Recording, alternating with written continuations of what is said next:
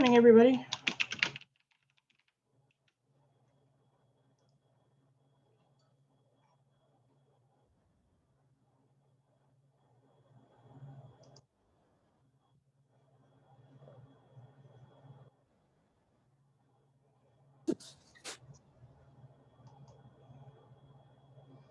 How's everybody doing?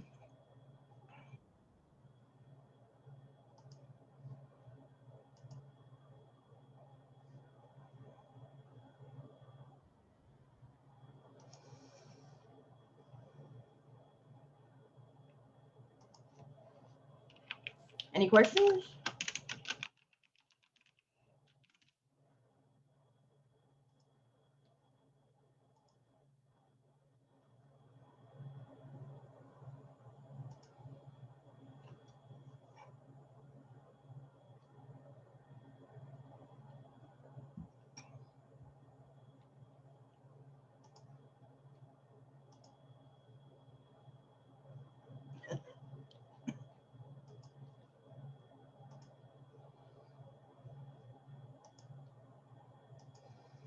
Reagan, did your internet finally give up the ghost?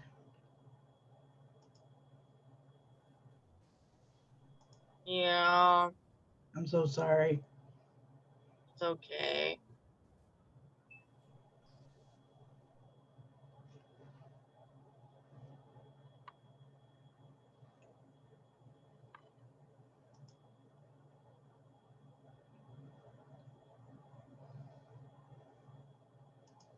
Okay, I want to go over in more in depth what we talked about yesterday, because these are really the argument appeals that we talked about, ethos, pathos, logos, are extremely valuable for persuading people, not just in academic research papers, but really in any area of your life where you want to persuade someone to agree with you. It's a very powerful skill to have, persuasion.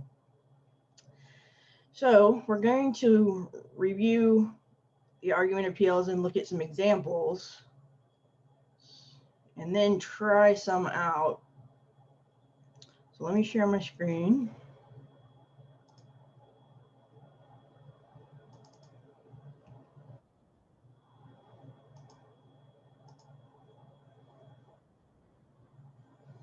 Okay. So Aristotle is the one who came up with these appeals.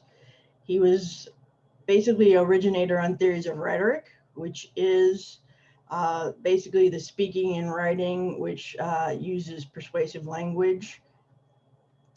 So in this, he's talking about how each of these elements appeals to a different part of us, to our audience. So we talked about ethos, right? It's based on the Greek word that means character. So if you can remember that, that'll help you remember the concept. So you're either trying to establish your credibility through your expertise, like you're a doctor, you're a lawyer, you're a scientist, or through your reasonableness, like you sound like a logical person, you're not overly hyperbolic. Remember hyperbole? Your claims are not exaggerated, they're reasonable, you acknowledge the other side. Okay. Like they have the little balloon man saying, as a doctor, I can say this product will certainly improve your health. Okay. So if you can get your audience to trust you, then you have taken a big step toward persuading them. Any questions about ethos?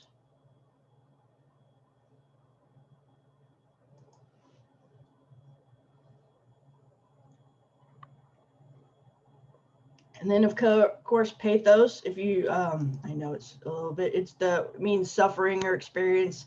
So you might know some of the other English words like pathetic, which is sort of a, derivation of it.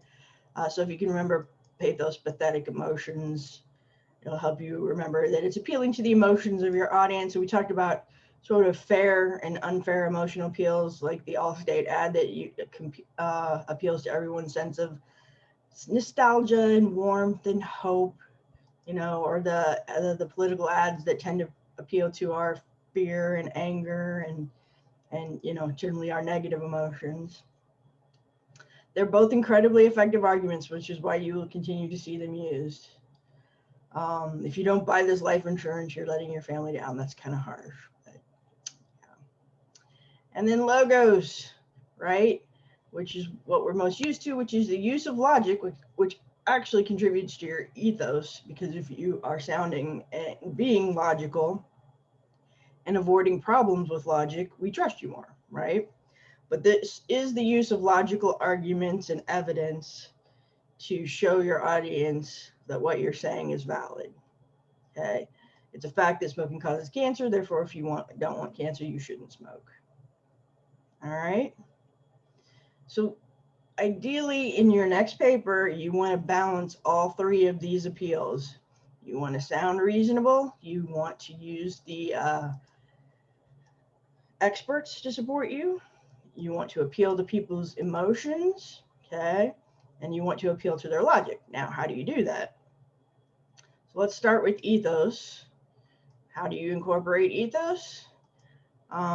You can remind your audience why you're an authority on the subject. In this case, you're not the authority, so you're going to use authorities to increase your own ethos. Okay. You can include specialized terminology, but again, you want to translate most of it so it's also understandable.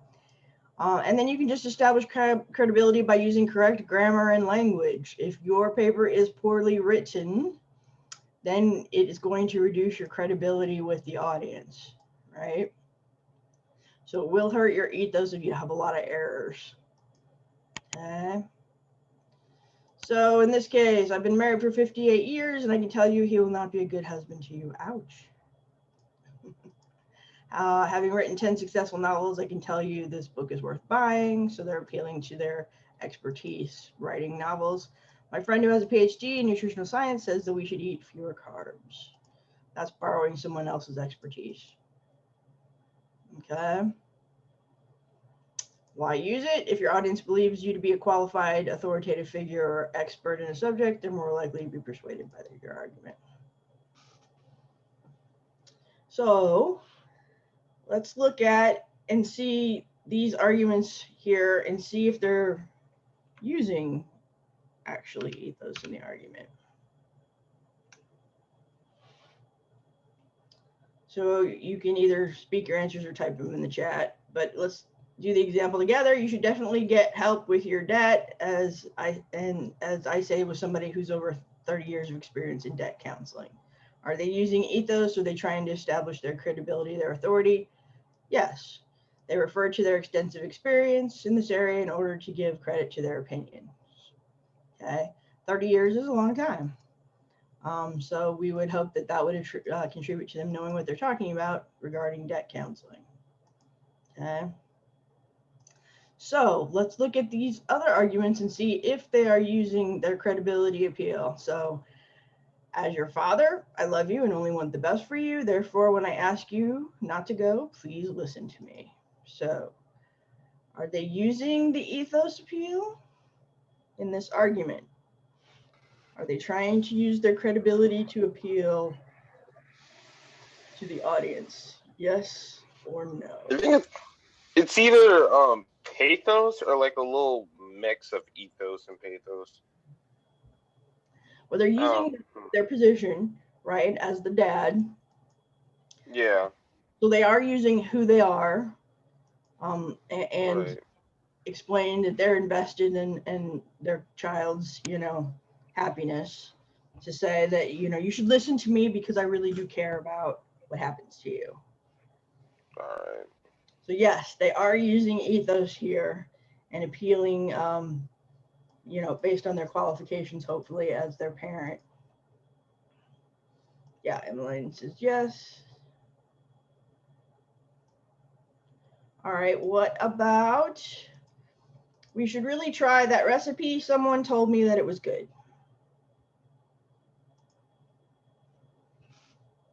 What's your first instinct?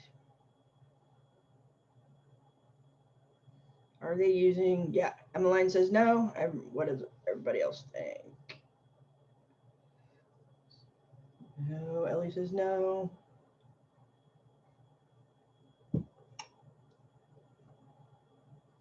Come on, I know there are more of you out there.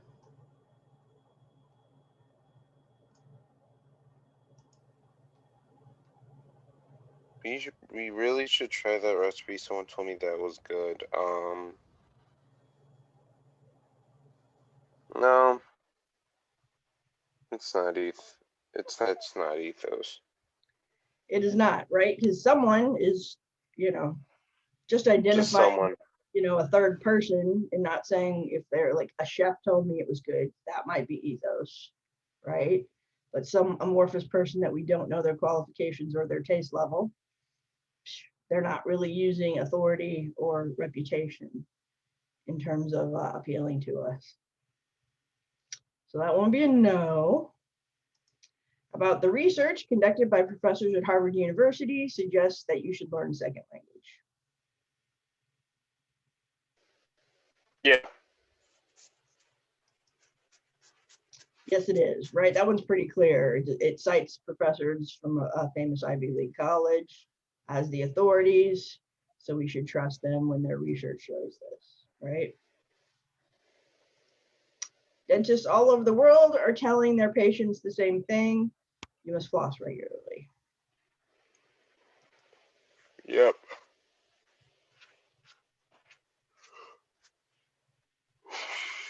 He says yes. Kaylee says yes. Alexa, what do you think? Mine says yes. Yeah, you have to be careful of the ones that like a dentist says that you should buy this makeup. Well, that's not their area of expertise, but this one is specifically talking about things that have to do with teeth flossing. So they are using their appeal. How about, I read somewhere that bicarbonate of soda is really useful for cleaning. You should try it.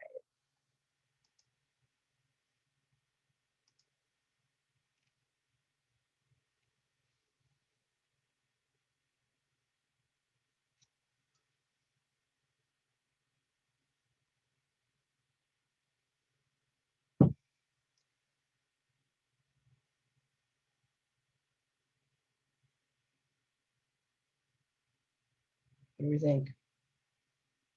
No. Kaylee says no. Emmeline says no. Ellie says no. Jason says no. Yeah, there's really no qualification in here. Again, I read somewhere, it doesn't say it's a magazine on cleaning or, housekeeping or, anything else. I will add. I'm sorry. Okay. No, I'll add that it looks more credible than the second question, simply because it just it uses bigger words. I guess it can appear to be more credible to a person since it's like, a longer question, or I guess. Yeah, that's an excellent words, point. Yeah, be careful if it sounds fancy, doesn't mean it's accurate. Because they will try to trick you by using, words that imply, or sometimes commercials make up words. Like we have our special polymer in our shampoo that will make your hair stand on end. We don't, they'll make up a word for whatever's in their shampoo that we don't necessarily know about, but it sounds fancy, right? So yeah, but if you drill down, there's really no authority or qualification in here that would help support that argument. All right, I would like everyone to try to use their own ethos. You're trying to persuade your mom to let you get a tattoo.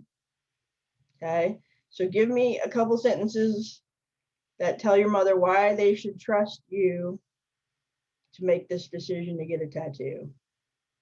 How would you convince your mother that you're trustworthy? What would her arguments be? And how would you respond to them? So take a few minutes and think about how you would use your credibility in this case. You're not going to use logic or emotions in this case, so you can't just whine to your mother. You have to use like your qualifications to show that you are mature enough. I mean, I know you're all old enough at this point to do it if you want to, but if you want to convince your mom so she doesn't yell when she sees it.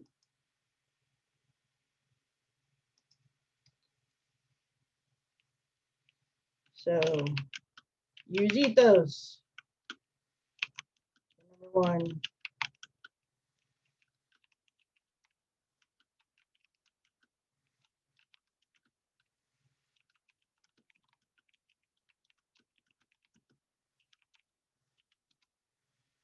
Oh, Fabian, interesting. Yes, it's a temporary tattoo. From here until you die, though, I'm not sure that's convincing. Now, how is it that I can trust you, Fabian, to make that decision? What about you should make me trust that you have made this decision, and I can trust in your thinking about it?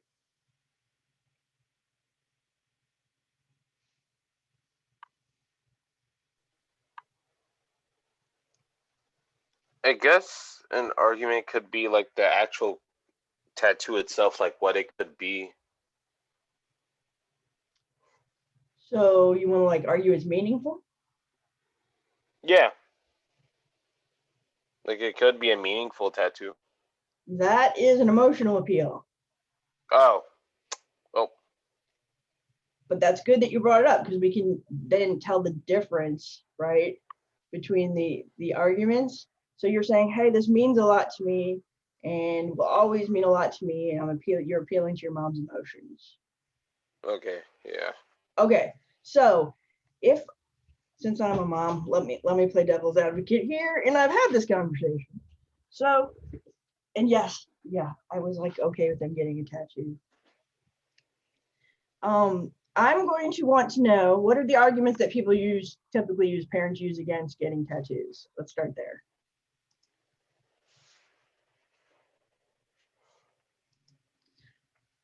Kaylee, though, is that going to convince them or offend them? This is also a good point. It'll probably offend them. So, like, I think you can say it more diplomatically. Do you know what I'm saying? Yeah, I'd say the biggest argument is just that it's like permanent. Right, so that's the objection they're going to make. So what they want to know is that you've really thought it through, right? Mm-hmm. That you didn't just decide 10 minutes ago, I want that tattoo, and you're going to get it now. So in order to establish your credibility, you might share part of your thought process. Like, I've wanted to get a tattoo for a long time. I've really considered the implications of it and having it for the rest of my life. So showing that you put a lot of thought into it gives you credibility. Okay. Does that make sense? Yeah, that makes sense. Okay. Also, I mean, at the point that you guys are as adults, you can say, hey,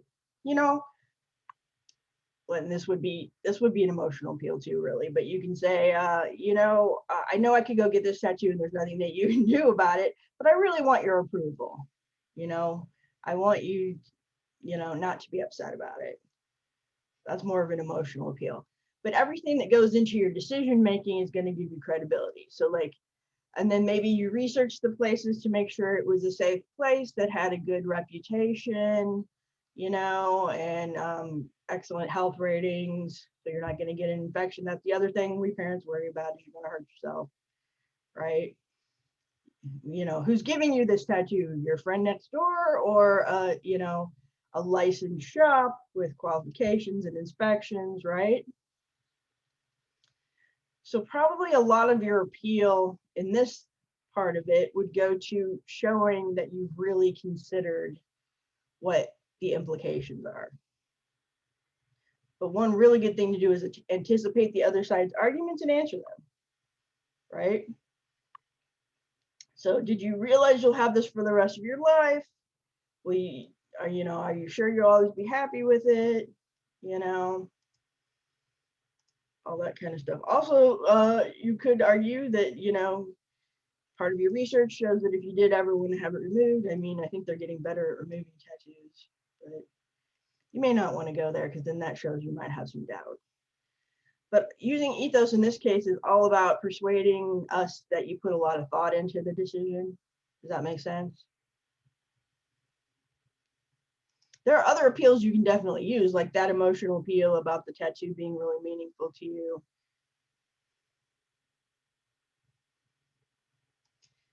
Yeah, yeah. Yeah, Kelly, that would be like an emotional appeal. It's like our family motto. So you guys kind of seeing the difference? They want to look, if they're looking at the ethos appeal, would be them asking, have you put a lot of thought into this decision? Have you really researched it? Do you have a safe place to get the tattoo? How are you going to pay for it? Are you running yourself short of money? I budgeted for it, all those things that show that you've really put enough thought into it. Does that make sense?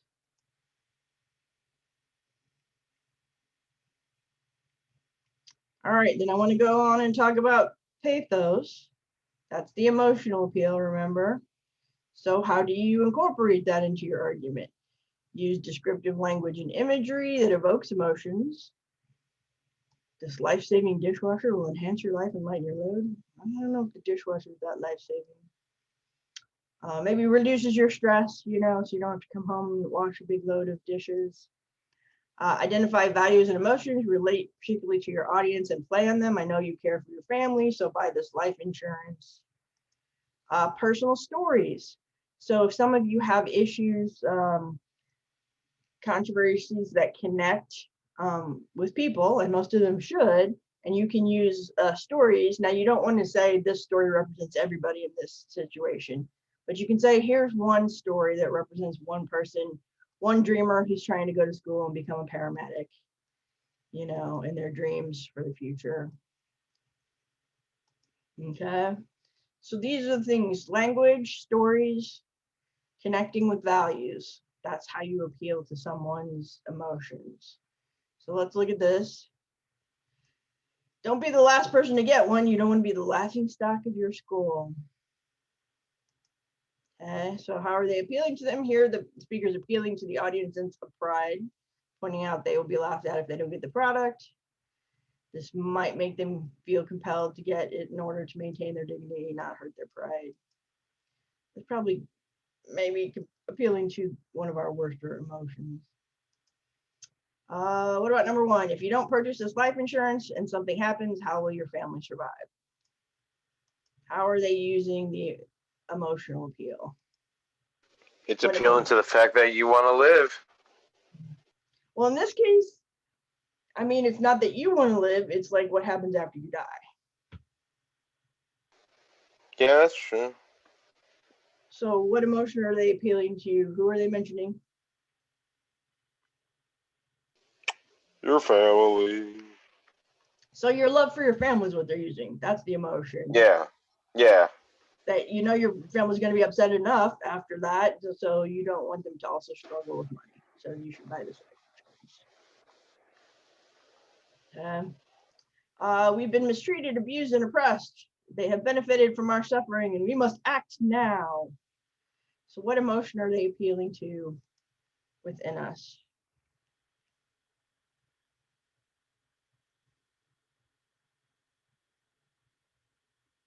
Why would that motivate us to do something? Let's talk it out. If you see somebody being mistreated and abused, taken advantage of, what emotions, somebody's being bullied. Have you guys seen those? What's the television show? What is it called? What Would You Do? Where they set up those scenarios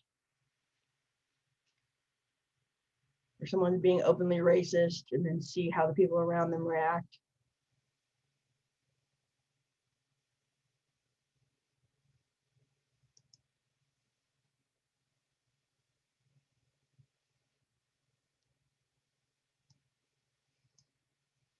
How do we feel if we see somebody being mistreated and oppressed? What were all those demonstrations for over the summer?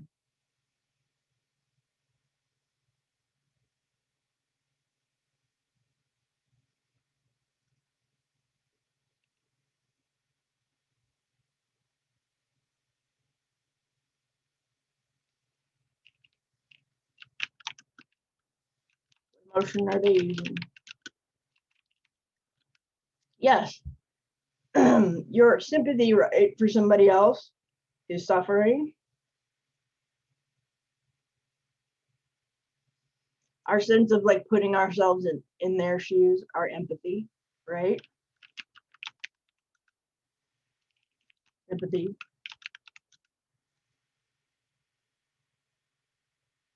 So like one of the slogans from the protest is when George Floyd called for his mother, he summoned all mothers. So that is appealing to the maternal instincts and the love of that moms have for their kids as an emotional appeal, right? So hopefully we don't generally like people or groups to be mistreated, abused, and taken advantage of. And that will appeal to also our sense of justice. Fairness.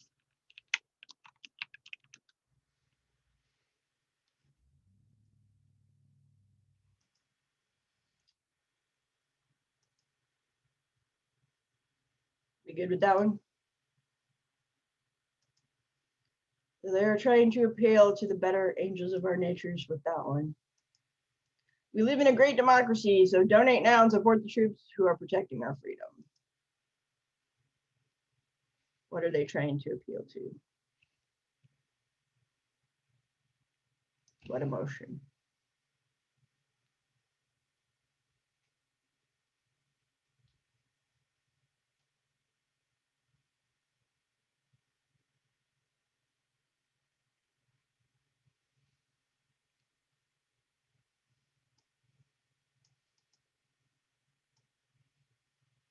We live in a democracy. Our troops are helping protect us. You can see several emotions there. How do you feel when someone says that?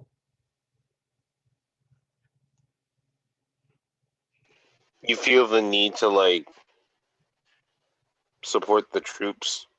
Right. Like you have an even greater desire to do so than you did before. Right, because they're pointing it out to you that they are protecting us, right? So our gratitude, right? We are grateful to them for supporting us, protecting our freedom. We live in a great democracy. How about patriotism? Right, our love for our country.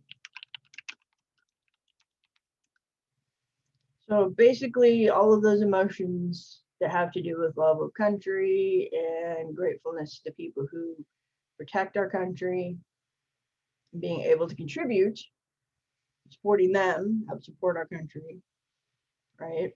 It shows our gratitude. Okay, good. Just eat and don't complain. Children in Africa are starving and would give anything to have that plate of food. How do you feel?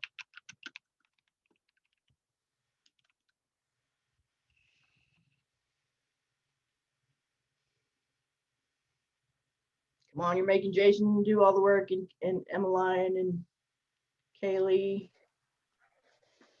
Fabian. Just don't complain. Children in Africa I mean, you'd feel bad for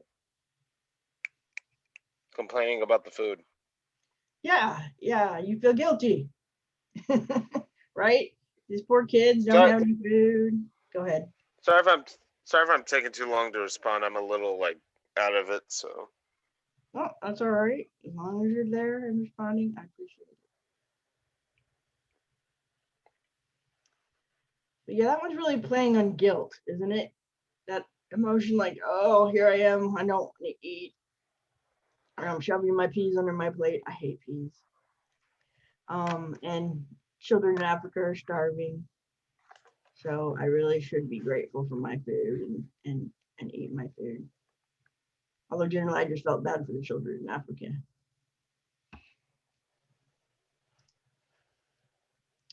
All right, what about the last one? Caring for the environment may not change your life, but it will change the lives of your children. What emotion are they appealing to?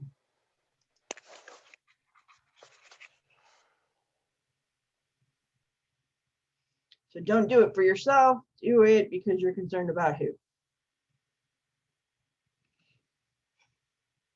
The children. Yeah, you care for other people, specifically your progeny, right? The descendants who will come after you and have to inherit our planet and all the damage we've done to it.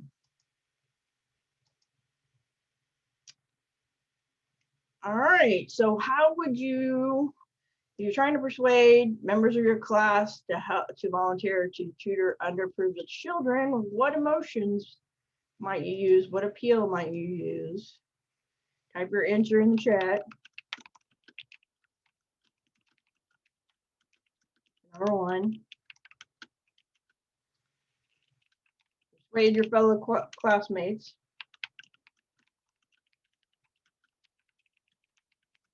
Volunteer tutor. How would you appeal to their emotions?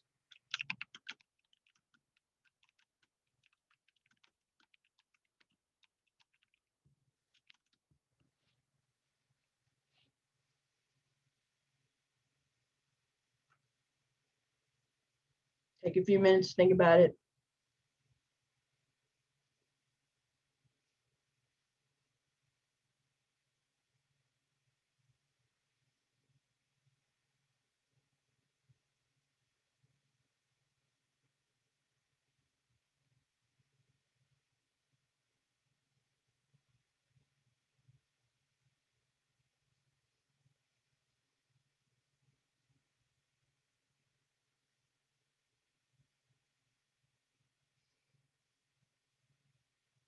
Yeah, you can appeal to their empathy. How would you do that? What would you say, Emily? How do you make them feel for those kids? I think I'm sorry. Go ahead. No, what I would do is I would get them to change their perspective a little, and what I mean by that is I would ask them, well, if you were underprivileged yourself, you would also want to be tutored, right? Or something like that. Like if you were in that situation, you'd want people to tutor you. Yes, Something that's like that. good. That uses the empathy that Emmeline's talking about, like our ability to put ourselves in somebody else's shoes, right? Yeah.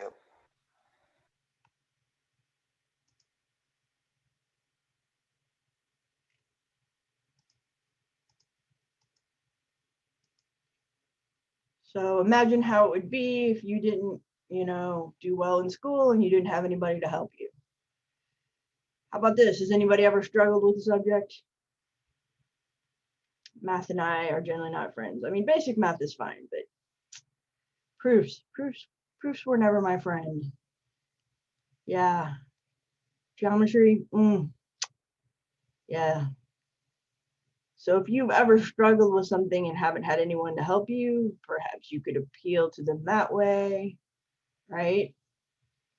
By us remembering our own experience, again, using the empathy thing.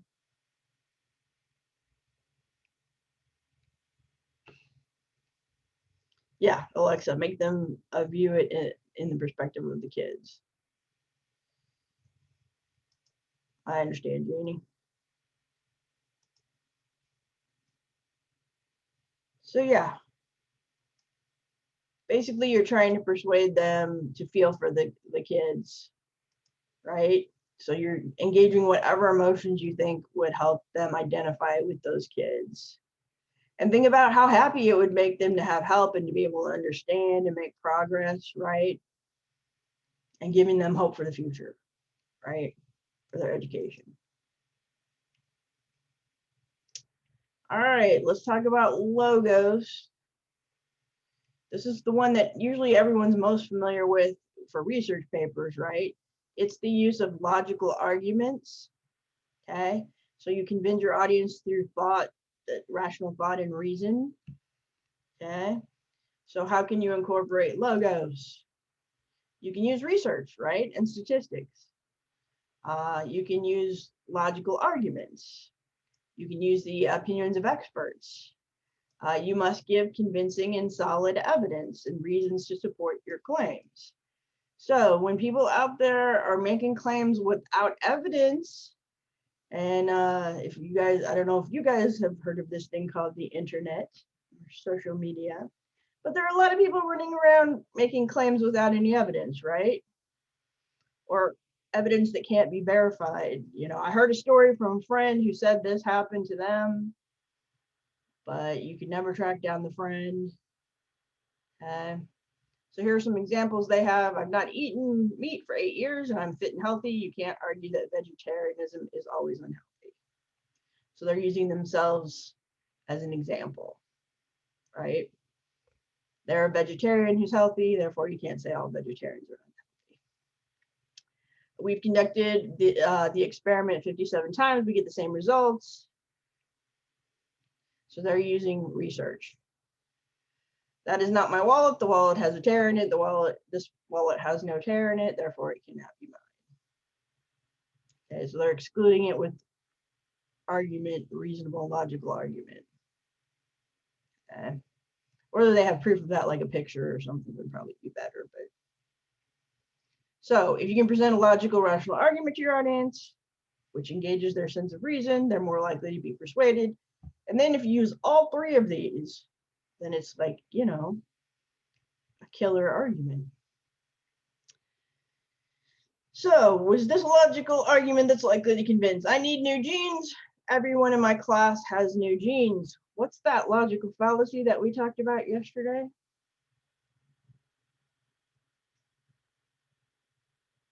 Everybody in vests, everybody in cords, everybody drinks Coke, everybody has jeans.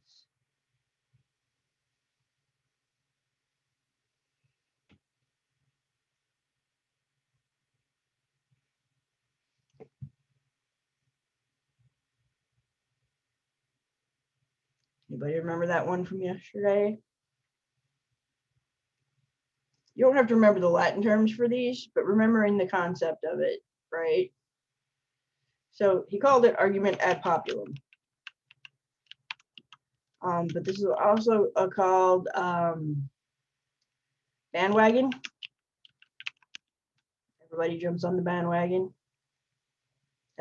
Basically, just because everybody says it, thinks it, or does it, does not mean that it's a valid argument. Just because everybody has jeans does not mean you need jeans. Plus, it's probably an exaggerated claim. How about this one? For these, you have to check the premises to make sure they're accurate. So all men and women die. True? True or false? All men and women die. Sorry to be depressing this early in the morning. True. Right? You are a man, therefore you will one day die. Does the logic follow? Pretty much. Right? Fit the qualifications. Okay, we're about out of time. We'll finish up talking about logos on Thursday and start talking more about answering the other side of the argument. Does anybody have any questions? Actually, I'm going to open a session for the last 10 minutes of class. Answer any questions. If you don't have any questions, please make sure you have all your Khan Academy exercises done and start doing research for your persuasive paper that's coming up next. Okay? See you in the next session if you have questions. Otherwise, I'll see you tomorrow in class.